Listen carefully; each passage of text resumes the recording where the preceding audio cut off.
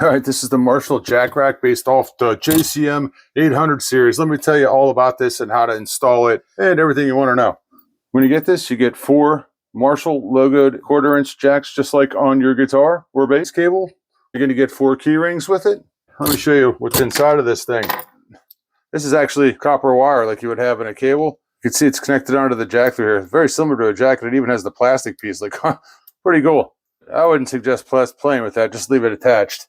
The way this thing mounts on the wall, pretty simple. So when you get this, it's off of here. See how I'm sliding that? So all your stuff is going to be inside of here. And this actually look like jacks too inside of there, which is pretty cool. Basically, you got 4 screws. You're going to put 4 anchors in, screw it in.